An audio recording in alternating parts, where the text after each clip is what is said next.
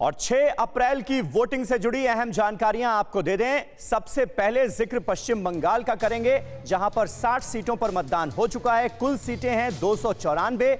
31 सीटों पर तीसरे चरण में मतदान होना है, यानी पहले चरण में 30, दूसरे चरण में 30 और अब तीसरा चरण पश्चिम बंगाल में चुनावों का है, जिसमें 31 सीटों पर वोट डाले जाएंगे। असम का जिक्र कर लेते हैं।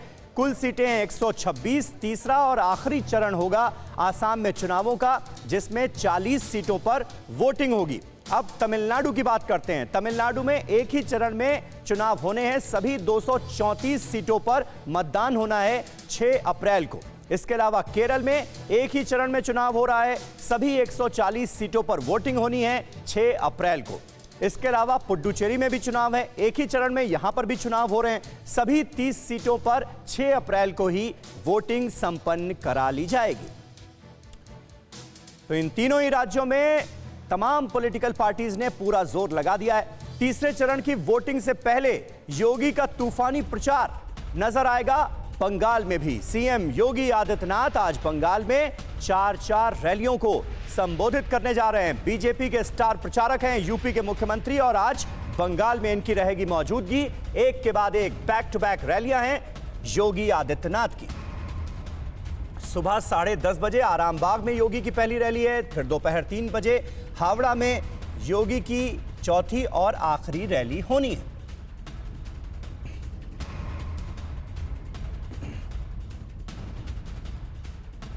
और अभिषेक उपाध्याय हमारे संवाददाता इस वक्त कोलकाता से हमारे साथ लाइव मौजूद हैं। योगी आदित्यनाथ भी आज बैक टू बैक रैलियां करते नजर आएंगे। अभिषेक, और कल हमने प्रधानमंत्री नरेंद्र मोदी का कॉन्फिडेंस देखा, उन्होंने तो यहां तक कह दिया कि शपथ ग्रहण समारोह में वो खुद आएंगे, यानी जीत के लिए पूरी तरह आश्वस्त नजर आ रही बीजेपी।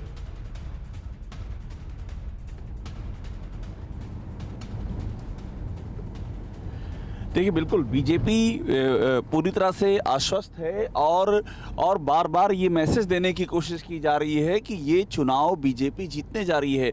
ये एक तरह की मनोवैज्ञानिक लड़ाई भी है। बीजेपी चाहती है कि मनोवैज्ञानिक लड़ाई में दूर तक ये मैसेज जनता के पास जाए कि वो जीत रहे हैं। उनको लगता है कि अगर ये मैसेज जाएगा तो वो लोग जो कि बीच में हैं, जिसे फ्लोटिंग वोट कहते हैं, जो अभी तय नहीं कर पाए हैं और वो आमतौर पे वहाँ उस तरफ चले जाते हैं जिसके जीतने की संभावनाएं होती हैं, वो बीजेपी की ओर आएंगे और वो अच्छा खासा चंक हो सकता है। इस समय जो स्थितियां बनी हुई हैं उसको देखते हुए इसीलिए लगातार मैसेज दिया जा रहा है।